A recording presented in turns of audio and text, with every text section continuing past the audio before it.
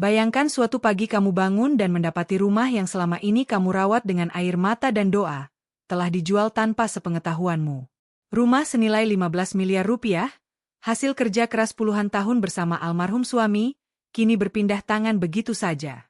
Dan yang lebih menyakitkan, pelakunya bukan orang lain, tapi anak kandungmu sendiri. Ia datang membawa amplop berisi 1 juta rupiah, sambil berkata dengan datar, "Bu, ini uang untuk sewa tempat sementara." Saat itu, dunia serasa runtuh. Rumah hilang, harga diri terinjak, dan kasih sayang seorang ibu diuji di titik paling pedih. Apa yang akan kamu lakukan bila darah dagingmu sendiri tega menjual kenangan hidupmu demi ambisinya? Di tengah hiruk-pikuk kota besar, berdiri sebuah rumah tua yang masih tampak kokoh meski dimakan usia. Dindingnya berwarna krem dengan cat yang mulai pudar, namun di dalamnya tersimpan sejuta kenangan. Rumah itu bukan sekadar bangunan, melainkan saksi bisu perjuangan seorang ibu bernama Sulastri. Seorang wanita parubaya yang sepanjang hidupnya menaruh seluruh cinta dan pengorbanan untuk keluarga kecilnya. Dulu, rumah itu dibangun bersama sang suami, almarhum Pak Darmawan, dari hasil menabung selama bertahun-tahun. Mereka bukan keluarga kaya, tapi tekun dan jujur. Setiap batu bata yang disusun terasa seperti menulis kisah cinta mereka. Kisah tentang kerja keras, kesetiaan, dan impian sederhana untuk menua bersama di rumah sendiri. Setelah Pak Darmawan meninggal 10 tahun lalu, rumah itu menjadi satu-satunya peninggalan berharga yang tersisa, baik secara materi maupun kenangan. Sulastri memiliki satu-satunya anak perempuan bernama Rani, yang sejak kecil dikenal cerdas, rajin, dan penyayang. Wajahnya selalu menjadi pelipur lara bagi ibunya. Ketika Rani berhasil lulus kuliah dan mendapat pekerjaan bergengsi di perusahaan besar, Sulastri merasa hidupnya lengkap. Ia sering berkata kepada tetangga, "Saya nggak punya apa-apa, tapi saya punya anak yang berbakti. Itu sudah cukup." Hubungan ibu dan anak itu dulu sangat erat. Rani sering memeluk ibunya sebelum berangkat kerja, membelikan obat ketika ibunya sakit, bahkan sesekali membawa ibunya jalan-jalan ke taman kota sekadar menikmati udara sore. Namun, seiring waktu, Rani mulai berubah. Tekanan pekerjaan, pergaulan di lingkungan baru, dan gaya hidup modern membuatnya perlahan menjauh dari kehidupan sederhana ibunya. Ia mulai merasa malu dengan rumah tua itu, malu dengan tetangga-tetangga ibunya yang masih hidup dengan cara lama. Suatu malam, Rani pulang ke rumah dengan wajah lelah tapi penuh pikiran. Ia menatap sekeliling ruang tamu, melihat perabotan lama yang masih dipertahankan ibunya, lemari kayu peninggalan ayah, kursi rotan yang mulai retak, dan foto keluarga yang tergantung di dinding. Dalam hati, Rani bergumam, "Kalau rumah ini dijual, aku bisa membeli apartemen baru di pusat kota. Hidup pasti lebih nyaman." Tapi di sisi lain, ia tahu betul, rumah ini bukan sekadar properti, ini adalah warisan penuh kenangan. Sulastri, di usia senjanya, tetap memegang teguh nilai-nilai lama, kejujuran, kesederhanaan, dan kasih sayang tanpa pamrih. Ia tidak pernah berpikir tentang nilai jual rumah, karena baginya, tempat itu adalah rumah kehidupan. Di setiap sudutnya, tersimpan memori. Di dapur ada bekas tangan suaminya yang dulu suka memperbaiki kompor. Di ruang tamu ada suara tawa kecil Rani saat ulang tahunnya yang ke-7, dan di halaman belakang tumbuh pohon mangga yang mereka tanam bersama saat Rani masuk sekolah dasar. Rani sebenarnya menyayangi ibunya, tapi pikirannya mulai dikaburkan oleh ambisi dan tekanan dunia luar. Ia sering melihat teman-temannya hidup dengan mewah, memiliki rumah modern, mobil pribadi, dan investasi besar. Ia mulai berpikir bahwa satu-satunya jalan untuk naik kelas adalah dengan menjual rumah warisan itu. Apalagi beberapa bulan terakhir, ada seorang agen properti yang datang menawarkan harga fantastis, 15 miliar rupiah tunai, hanya dalam waktu singkat. Sementara itu, Sulastri justru tengah sibuk merapikan album foto lama, memandangi wajah suaminya yang tersenyum. Ia tersenyum kecil sambil berkata pelan, "Tenang ya, Mas, rumah ini akan tetap jadi tempat kita berdua. Aku janji nggak akan kemana-mana." Ia tidak tahu bahwa takdir sedang menyiapkan ujian berat yang akan mengguncang hidupnya. Hari demi hari berlalu, dan jarak antara ibu dan anak semakin terasa. Rani mulai jarang pulang, bahkan sering menolak panggilan ibunya dengan alasan sibuk. Jikapun pulang, ia lebih banyak diam. Ada sesuatu yang disembunyikan di balik tatapan matanya. Sulastri mencoba memahami. seperti biasa seorang ibu yang penuh sabar. Ia hanya berpikir, mungkin anakku capek. Dunia sekarang memang keras. Namun, tetangga-tetangga mulai merasakan ada yang aneh. Mereka sering melihat orang asing datang ke rumah itu saat Sulastri sedang pergi ke pengajian. Pria berpakaian rapi membawa map dan kamera, memotret bagian-bagian rumah. Ketika ditanya oleh tetangga, mereka menjawab, "Kami dari agen properti, diminta untuk survei rumah ini." Berita itu sampai ke telinga Sulastri. Ia terkejut, tapi mencoba menepis prasangka buruk. "Ah, mungkin salah rumah," katanya dalam hati. Tapi rasa gelisah mulai tumbuh. Ia mencoba bertanya kepada Rani melalui telepon, namun anaknya hanya menjawab singkat, "Gak usah khawatir, Bu. Semua baik-baik saja." Malam itu, Sulastri tak bisa tidur. Ia duduk di ruang tamu sambil memandangi foto keluarga di dinding. Tatapannya kosong, namun hatinya berbisik, ada sesuatu yang tidak beres. Ia memeluk foto suaminya erat-erat, seolah meminta kekuatan. Rumah yang dulu penuh tawa kini mulai terasa dingin. Hubungan ibu dan anak yang dulu hangat kini mulai dipenuhi jarak dan rahasia. Sulastri masih belum tahu bahwa rencana besar sedang berjalan di belakangnya. Rencana yang akan mengubah hidupnya selamanya. Ia tidak tahu bahwa setiap surat yang dikirim ke alamat rumahnya kini telah ditandatangani oleh orang lain. Ia tidak tahu bahwa anaknya telah diam-diam mengurus dokumen jual beli. Dan ia tidak tahu bahwa dalam beberapa minggu lagi, rumah yang dibangun dengan cinta itu akan berpindah tangan kepada orang asing. Di mata Sulastri, hidupnya masih biasa-biasa saja. Tapi di balik ketenangan itu, badai besar sedang menunggu untuk menghancurkan semua yang pernah ia perjuangkan. Rumah yang seharusnya menjadi tempat istirahat di masa tua, perlahan berubah menjadi sumber luka yang akan membekas selamanya. Hari itu matahari bersinar terik, tapi suasana hati Sulastri justru diliputi perasaan aneh yang tak bisa dijelaskan. Ia baru pulang dari pengajian di masjid dekat rumah ketika melihat sepasang pria dan wanita berpakaian rapi berdiri di depan pagar rumahnya. Mereka membawa map dan clipboard, serta berbicara sopan pada tetangga sebelah.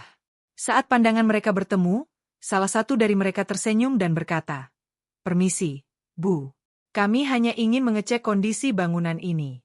Katanya rumah ini sudah dalam tahap akhir proses jual beli. Kata-kata itu membuat langkah Sulastri seketika terhenti. Tahap akhir jual beli? Batinnya berguncang. Ia menatap pria itu dengan wajah bingung. "Maksudnya apa, Nak?" "Rumah ini rumah saya.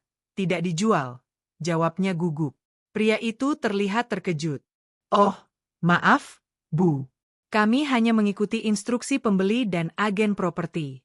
Katanya sudah ada kesepakatan dengan anak ibu. Waktu seolah berhenti bagi Sulastri. Jantungnya berdetak tak beraturan. Ia segera masuk ke dalam rumah, menutup pintu, dan duduk di kursi ruang tamu sambil menahan napas.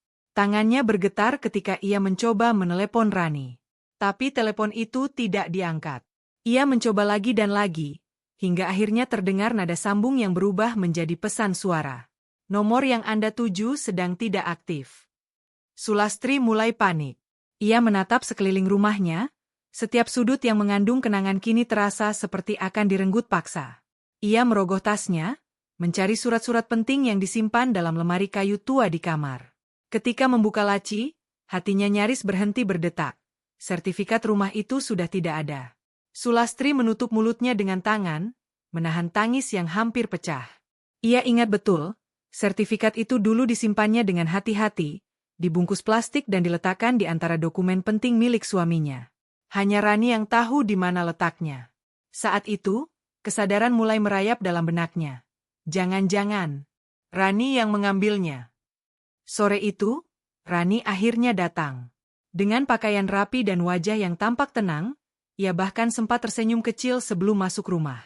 Tapi Sulastri tak bisa menyembunyikan kegelisahan di wajahnya. "Rani," suaranya lirih namun gemetar, "Ibu mau tanya, kamu tahu di mana sertifikat rumah ini?"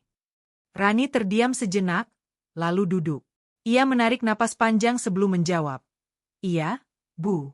Sertifikat itu sudah saya urus." "Urus?" Suara Sulastri meninggi.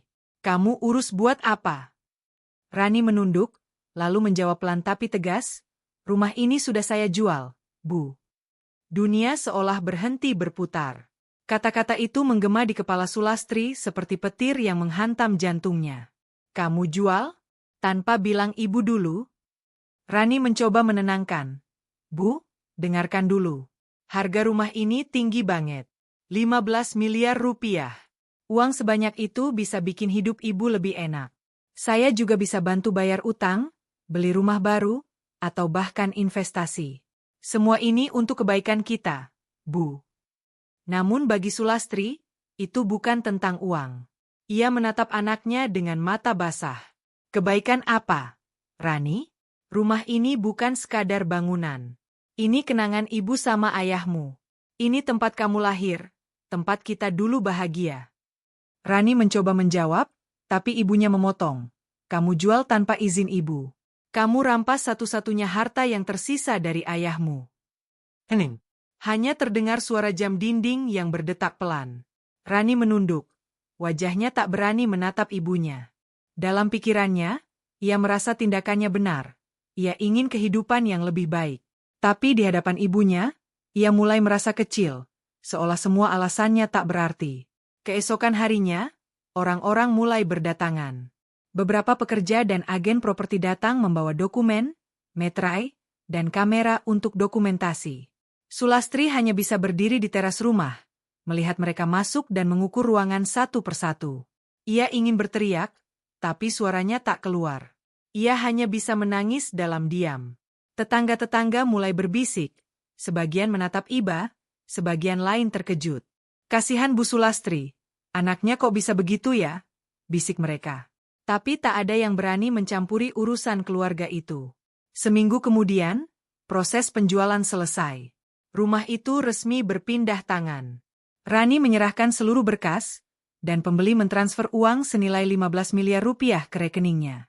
Tapi dari jumlah sebesar itu, Sulastri hanya menerima amplop berisi 1 juta rupiah. Ini, Bu, kata Rani datar. Uang buat ibu sewa tempat dulu. Nanti saya bantu carikan kontrakan kecil yang dekat pasar. Ibu nggak usah repot mikirin listrik dan air. Semua saya atur. Sulastri menatap amplop itu lama sekali. Jari-jarinya bergetar saat menyentuhnya. 1 juta? Katanya pelan. Dari 15 miliar, kamu kasih ibu 1 juta. Bu, ini sementara. Nanti kalau semua beres, saya janji bantu ibu lebih banyak. Jawab Rani tanpa menatap langsung. Air mata Sulastri tak bisa lagi dibendung. Ia tak tahu harus marah, kecewa, atau sekadar pasrah. Rumah yang dulu ia bangun bersama suaminya kini bukan miliknya lagi. Ia diusir secara halus oleh anaknya sendiri, diberi uang yang bahkan tak cukup untuk 1 bulan sewa kontrakan layak. Malam itu, Sulastri duduk di lantai ruang tamu yang hampir kosong. Sebagian perabot sudah dijual, sebagian lain dibawa oleh pihak pembeli. Ia menatap foto keluarga di dinding untuk terakhir kalinya, sebelum akhirnya melepaskannya dan memasukkannya ke dalam tas kecil. Ia berbisik lirih, rumah ini mungkin sudah bukan milikku, tapi kenanganmu, Mas, masih ada di hati ini. Dan tak akan pernah dijual, seharga apapun. Namun jauh di luar sana, di balik kaca apartemen barunya yang mewah, Rani menatap langit malam dengan gelisah. Ia mencoba tidur, tapi setiap kali memejamkan mata, wajah ibunya selalu muncul. Suara tangis yang ditahannya, tatapan kecewa yang dalam, terus menghantui pikirannya. Konflik antara cinta dan ambisi telah dimulai. Dan sejak hari itu, hubungan ibu dan anak itu tidak akan pernah sama lagi. Hari-hari setelah penjualan rumah itu menjadi masa paling berat bagi Sulastri. Ia kini tinggal di sebuah kontrakan kecil di pinggiran kota, sebuah rumah reot dengan dinding lembab dan atap seng yang bocor jika hujan datang. Di dalamnya hanya ada sebuah dipan tua, meja kecil, dan 1 kipas angin murahan yang berderit setiap kali berputar. Setiap malam, suara tikus dari atap dan tetesan air dari langit-langit menemani tidurnya yang tak pernah nyenyak. Sulastri sering duduk di depan jendela sempit itu, menatap langit malam sambil memegang foto suaminya. Mas, apa yang harus aku lakukan? Bisiknya lirih. Dulu, ia membayangkan masa tuanya akan dihabiskan dengan tenang, menanam bunga di halaman, dan menunggu Rani pulang kerja sambil menyiapkan teh hangat. Tapi kini semua itu hanya tinggal kenangan. Sementara itu, di sisi lain kota, Rani menjalani kehidupannya yang baru. Ia kini menempati apartemen mewah hasil penjualan rumah itu. Ruangan luas dengan jendela besar menghadap kota, lantai mengilap, dan aroma parfum mahal yang menenangkan. Namun setiap kali ia menatap bayangan dirinya di cermin, hatinya terasa hampa. Ada sesuatu yang hilang, sesuatu yang tak bisa dibeli dengan uang 15 miliar rupiah sekalipun. Ketenangan. Konflik mulai meruncing ketika Sulastri jatuh sakit. Badannya melemah karena stres dan kesepian. Tetangga kontrakan yang iba membawanya ke puskesmas terdekat. Saat itu, petugas puskesmas menanyakan kontak keluarga. Sulastri hanya menjawab lirih. Anak saya sibuk. Nak, dia orang besar di kota. Kalimat itu membuat petugas hanya bisa mengangguk iba. Rani, di sisi lain, mulai dihantui rasa bersalah. Ia menerima pesan dari tetangga lama ibunya, Bu Tatik, yang menulis. Rani, kamu gak kasihan sama ibumu? Beliau sekarang tinggal di kontrakan sempit. Setiap malam nangis sendirian. Kalau kamu sempat, jenguklah. Pesan itu menghantam batin Rani.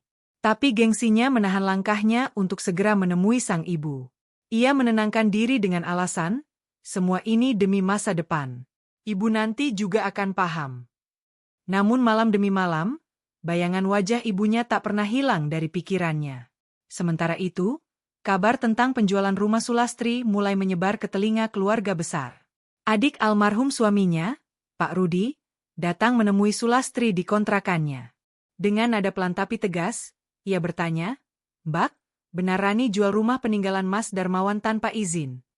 Sulastri menunduk, suaranya bergetar. "Iya, Dik, ibu nggak tahu apa-apa. Semua sudah selesai sebelum aku sempat bicara." Pak Rudi terdiam lama. Wajahnya berubah tegang. Rumah itu bukan cuma harta, Mbak. Itu simbol keluarga. Mas Darmawan dulu bangun dengan cucuran keringatnya. Kalau tahu sekarang dijual begitu saja, pasti dia kecewa. Air mata Sulastri mengalir. Ia tak sanggup menjawab. Beberapa hari kemudian, Pak Rudi menemui Rani. Pertemuan itu berlangsung tegang. "Rani," katanya, "kamu sadar nggak apa yang kamu lakukan? Kamu jual rumah keluarga tanpa izin ibumu. Apa kamu tahu berapa banyak kenangan di sana?" Rani membalas datar. "Om, saya cuma ingin yang terbaik. Rumah itu sudah tua, butuh biaya besar untuk dirawat. Saya pikir menjualnya adalah jalan paling rasional." "Tapi kamu lupa satu hal," jawab Pak Rudi tajam. "Hati ibumu bukan properti yang bisa kamu perbaiki dengan uang." Kata-kata itu menusuk. Untuk pertama kalinya, Rani tak bisa menjawab. Ia pulang ke apartemennya dengan hati berat. Di perjalanan, setiap gedung tinggi yang ia lewati terasa dingin dan asing. Sesampainya di rumah, ia melihat amplop kosong berisi 1 juta rupiah yang dulu ia berikan ke ibunya. Di benaknya muncul pertanyaan yang menghantui, bagaimana mungkin aku menukar cinta seorang ibu dengan selembar amplop murahan? Malam itu, hujan turun deras. Petir menyambar di langit. Di kontrakan kecil itu, Sulastri berusaha menampung air hujan yang bocor dari atap dengan ember bekas cat. Tubuhnya menggigil. Ia duduk di pojok kamar, menatap kosong. Hatinya masih berharap Rani datang, mengetuk pintu, dan berkata, "Maaf, Bu, saya salah." Tapi yang datang justru dinginnya malam dan bunyi hujan yang tak berhenti. Keesokan harinya, Sulastri memutuskan untuk menjual sisa perhiasan yang ia miliki. Ia butuh uang untuk berobat dan bertahan hidup. Saat di toko emas, penjual bertanya dengan heran, "Bu, ini emas lama sekali. Sayang dijual. Ada kenangan, ya?" Sulastri hanya tersenyum getir. "Kenangan sudah lama dijual, Nak. Sekarang tinggal sisanya." Namun di tempat lain, Rani akhirnya tak tahan. Ia menelepon ibunya. Suara di ujung sana pelan dan lemah. "Halo, siapa ini?" "Ibu, ini Rani." "Hening." Lalu terdengar isak tertahan. "Rani, kenapa kamu baru nelpon sekarang, Nak?" Rani tercekat. "Maaf, Bu, saya." Belum sempat ia menyelesaikan kalimatnya, suara di seberang terdengar makin pelan. "Ibu capek, Nak. Ibu cuma mau tidur tenang. Jangan pikirin ibu lagi." Telepon terputus. Rani berlari keluar apartemen tanpa arah. Ia menangis di tengah hujan, berteriak di dalam hati, "Kenapa aku tega?" Konflik antara rasa bersalah dan cinta yang terlambat kini semakin dalam. Penyesalan mulai menggigit, tapi waktu tak bisa diulang. Hati yang telah retak mungkin bisa disatukan, tapi bekasnya akan selalu ada. Hari itu langit Jakarta tampak mendung seolah ikut merasakan duka di hati seorang ibu. Wajah Bu Ratna pucat pasi, napasnya terasa berat. Ia berdiri di depan gedung notaris megah di kawasan Sudirman, menatap nama anaknya terpampang jelas di daftar tamu pertemuan. Jantungnya berdegup tak beraturan. Semua petunjuk yang ia kumpulkan selama ini mengarah ke satu kesimpulan. Raffi telah menjual apartemen itu tanpa izin. Dengan langkah gemetar, Bu Ratna memasuki ruangan. Di dalam, Raffi duduk bersama seorang pengusaha parubaya dan seorang notaris. Di atas meja, map coklat besar terbuka lebar berisi dokumen jual beli apartemen senilai 15 miliar rupiah. Suara notaris terdengar tenang, tanda tangan terakhir dari pihak penjual sudah lengkap. Tinggal transfer tahap akhir saja. Saat itulah Bu Ratna menahan napas. Langkahnya goyah, namun suaranya menggema tegas. "Berhenti. Dokumen itu tidak sah." Semua mata menoleh. Raffi langsung berdiri, wajahnya memucat. "Bu? Ibu ngapain di sini?" katanya tergagap. Bu Ratna menatap anaknya dengan mata berair. "Jadi benar, Nak? Rumah itu kamu jual?" Tangannya bergetar saat menunjuk dokumen di meja. Raffi mencoba menenangkan situasi. "Bu, tolong jangan bikin malu. Aku jual demi kebaikan kita, demi masa depan." Namun suara Bu Ratna pecah. "Masa depan siapa? Raf? Masa depanmu saja. Kau jual semua kenangan kita, rumah yang ayahmu bangun dengan keringat terakhirnya." Suasana mendadak hening. Notaris dan pembeli saling pandang tak enak. Sementara Raffi menunduk, air mata menetes di wajahnya yang tegang. "Aku cuma ingin bantu, Bu," katanya pelan.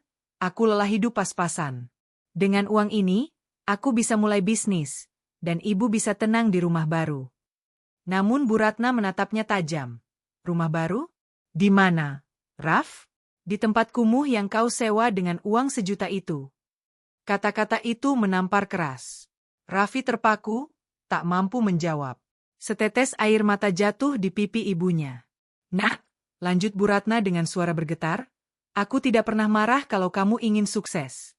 Tapi menjual rumah ini tanpa bicara denganku, itu bukan ambisi, itu pengkhianatan." Raffi mencoba mendekat, namun Bu Ratna mundur selangkah. "Kau tahu, setiap tembok di rumah itu punya cerita." Di ruang tamu, ayahmu menghembuskan napas terakhirnya sambil menggenggam tanganku. Di dapur, aku menyiapkan bekal sekolahmu setiap pagi. Dan di balkon, aku berdoa setiap malam agar kamu jadi anak yang berbakti. Suaranya pecah, sekarang semua itu lenyap karena kau lebih percaya uang daripada ibumu sendiri. Raffi menangis keras, suaranya serak. "Aku minta maaf, Bu. Aku cuma mau lihat ibu bahagia." Namun Bu Ratna menjawab lirih, "Bahagia bukan dari uang, Nak. Bahagia itu saat kau masih mau pulang dan memelukku tanpa alasan." Pembeli yang sedari tadi diam akhirnya angkat bicara. "Bu, kalau ini memang rumah ibu, saya tidak bisa lanjutkan transaksi ini. Saya tak mau terlibat urusan keluarga seperti ini." Ia lalu menutup berkas dan pergi meninggalkan ruangan. Notaris pun berdiri, menatap Raffi dengan kecewa. "Saya tak bisa lanjutkan proses ini tanpa izin sah dari pemilik aslinya." Begitu pintu tertutup, Raffi terduduk di lantai. Wajahnya tertutup kedua tangan. Bu Ratna menatap anaknya lama, lalu berjalan keluar tanpa sepatah kata pun. Di luar, hujan turun deras.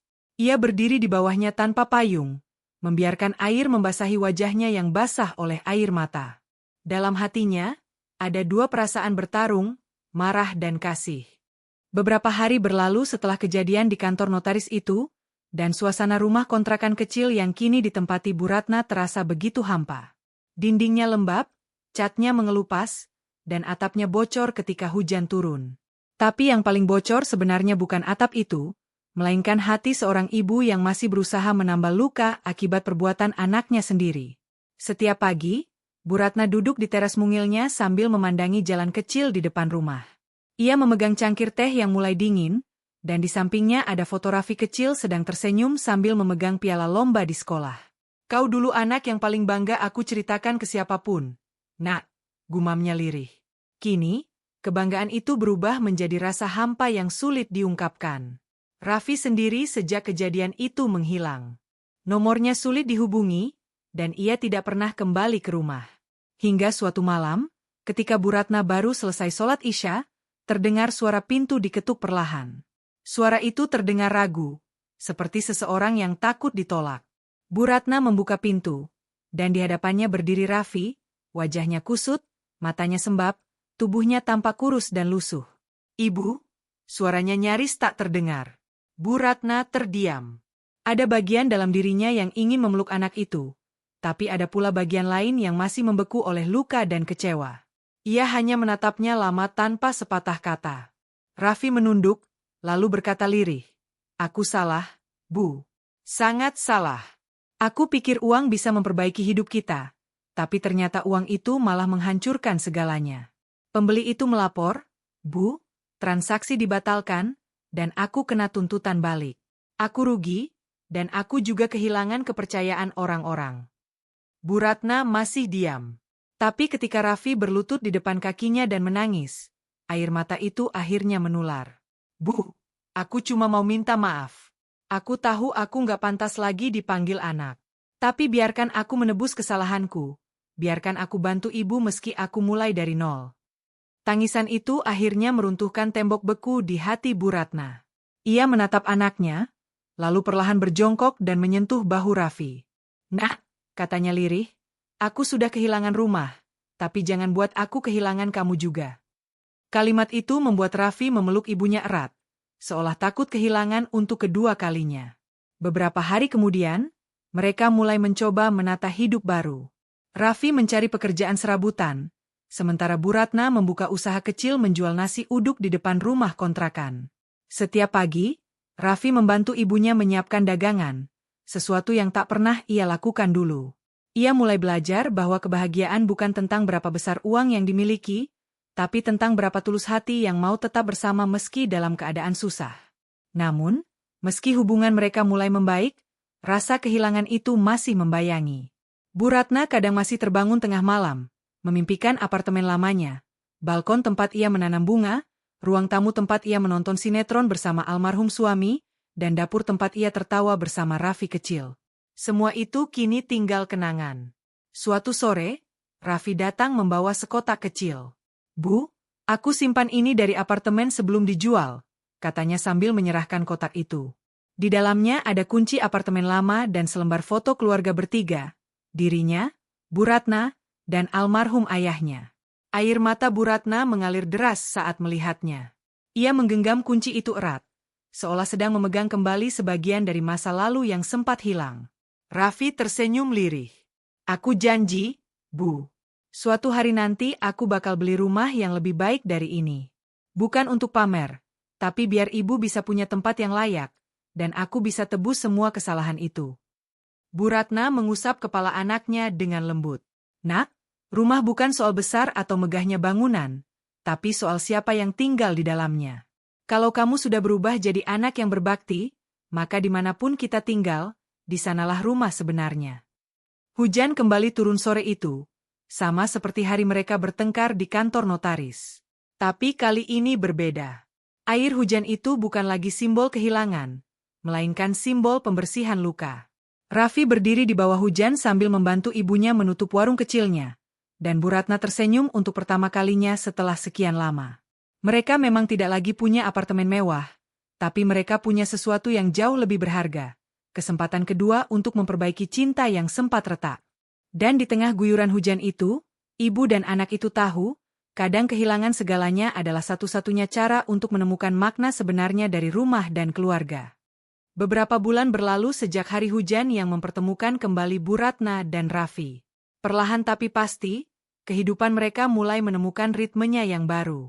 Meskipun tinggal di kontrakan kecil di Gang Sempit Jakarta Timur, suasana di rumah itu kini terasa hangat. Dinding yang dulu lembab kini dipenuhi foto-foto baru, bukan dari masa lalu, melainkan dari masa kebersamaan mereka yang sedang tumbuh kembali. Setiap pagi, Aroma nasi uduk khas Bu Ratna menguar dari dapur kecil. Di depan rumah, meja kayu sederhana disulap menjadi tempat jualan. Raffi yang dulu sibuk dengan dunia bisnis dan pergaulan elit, kini terbiasa bangun subuh untuk membantu ibunya menanak nasi, mengiris mentimun, dan menyiapkan sambal kacang. Tangannya yang dulu hanya tahu memegang gadget mahal kini terbiasa kotor oleh minyak dan arang. "Raffi, tolong isi ulang gasnya ya, Nak." "Habis lagi," kata Bu Ratna sambil tersenyum. "Iya, Bu, sekalian beli tempe juga, ya?" jawab Raffi sambil berlari kecil ke warung sebelah. Pemandangan sederhana itu menjadi hal yang menenangkan bagi Bu Ratna. Ia melihat anaknya kini berubah, lebih sabar, rendah hati, dan mau mendengar. Tak jarang, pelanggan yang datang membeli nasi uduk justru tersentuh oleh keramahan mereka berdua. Suatu pagi, seorang pria parubaya berhenti di depan lapak mereka. Wajahnya tampak tidak asing. Setelah memperkenalkan diri, ternyata ia adalah Pak Dimas, pengusaha yang dulu hampir membeli apartemen mereka. "Bu Ratna, saya nggak nyangka bisa ketemu lagi," katanya ramah. "Saya sempat merasa bersalah waktu itu. Tapi ternyata, mungkin memang begini jalan Tuhan. Saya lihat ibu sekarang tampak lebih bahagia." Bu Ratna tersenyum, "Bahagia itu memang bukan dari apa yang kita punya, Pak. Tapi dari siapa yang masih mau bertahan di sisi kita." Pak Dimas mengangguk kagum. Ia lalu menatap Raffi yang sedang melayani pelanggan. "Anak ibu sudah banyak berubah. Ya, saya salut. Dulu dia ambisius, sekarang malah terlihat tulus." Raffi menghampiri dan menyalami Pak Dimas. Dengan rendah hati ia berkata, "Terima kasih, Pak. Waktu itu saya pikir uang bisa menyelesaikan segalanya. Tapi ternyata justru menghancurkan segalanya. Sekarang saya tahu, rezeki sejati datang dari kerja halal dan doa seorang ibu." Pak Dimas menatap keduanya dengan iba. "Saya ingin bantu, tapi bukan karena kasihan. Saya sedang cari karyawan jujur untuk toko sembako saya. Kalau kamu mau, Raff, datang saja besok." Raffi sempat terdiam, menatap ibunya. Bu Ratna tersenyum lembut dan mengangguk. "Ambil kesempatan itu, Nak. Tuhan sudah buka jalan." Keesokan harinya, Raffi resmi bekerja di toko Pak Dimas. Ia mulai dari posisi paling bawah, mengangkat karung beras, mencatat stok, melayani pelanggan. Tak ada lagi sisa kesombongan di dirinya.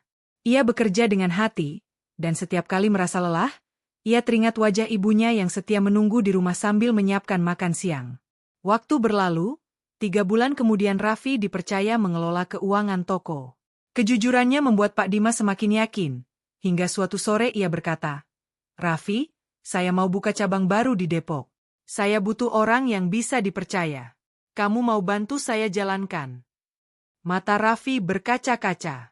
Ia menunduk dalam, lalu menjawab, "Terima kasih, Pak. Tapi izinkan saya bicara dulu dengan Ibu. Karena sekarang, semua keputusan hidup saya harus seizin beliau." Saat Raffi menyampaikan kabar itu di rumah, Bu Ratna meneteskan air mata bahagia. "Nak, inilah arti rezeki yang berkah.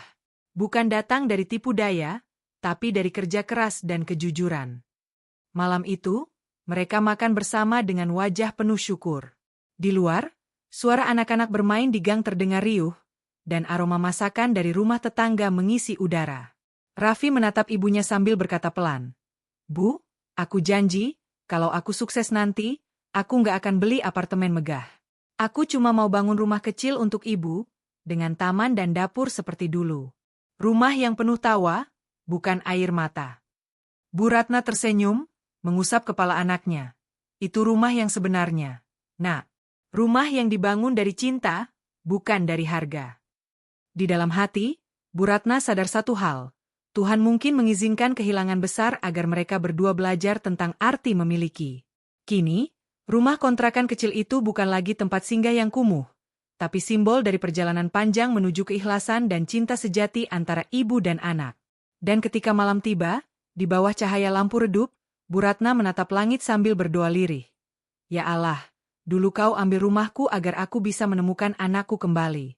Kini, aku tak minta kekayaan, cukup jaga dia agar tak tersesat lagi." Doa itu menggema lembut di antara suara jangkrik malam, menandai bahwa luka yang dulu dalam kini mulai sembuh perlahan. Bukan karena waktu, tapi karena maaf yang tulus dan cinta yang tak pernah padam. 1 tahun berlalu sejak hari Bu Ratna dan Raffi memulai kembali hidup dari nol. Hidup mereka kini jauh dari kemewahan, tapi penuh ketenangan. Setiap pagi, mereka tak lagi terburu-buru mengejar harta, melainkan mengejar keberkahan.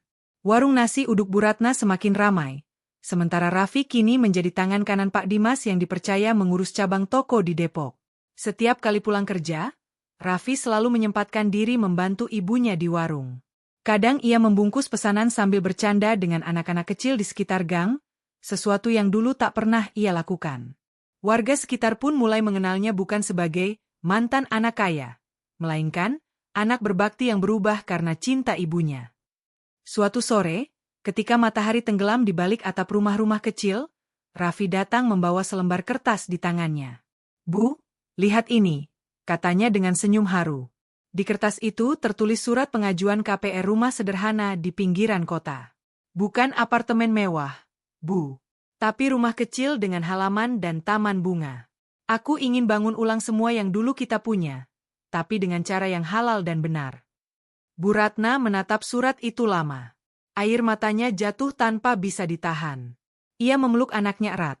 "Nak, aku bangga bukan karena kamu bisa beli rumah lagi, tapi karena kamu sudah belajar menjadi manusia yang tahu arti rumah." Malam itu, mereka duduk di teras kontrakan sambil memandang langit. Di kejauhan, suara azan maghrib menggema, mengingatkan bahwa setiap kehilangan adalah bagian dari rencana Allah yang indah. Bu Ratna menatap langit sambil tersenyum. Ternyata benar, Raf, rumah bukan soal tembok dan lantai, tapi tentang siapa yang mau tinggal di dalamnya dengan hati. Raffi menggenggam tangan ibunya dan berkata pelan, "Aku janji, Bu, selama aku hidup, ibu nggak akan merasa kehilangan rumah lagi." Angin sore berhembus lembut membawa aroma nasi uduk dan kenangan yang kini sudah berubah menjadi pelajaran hidup. Di bawah langit Jakarta yang mulai gelap, kisah mereka berakhir bukan dengan kesedihan, melainkan dengan kedewasaan, maaf, dan cinta yang akhirnya pulang ke tempat semestinya, di hati seorang ibu. Teman-teman, kisah Bu Ratna dan Raffi mengajarkan kita satu hal penting. Kadang Tuhan mengambil sesuatu yang kita cintai bukan untuk menghukum, tapi untuk menyadarkan.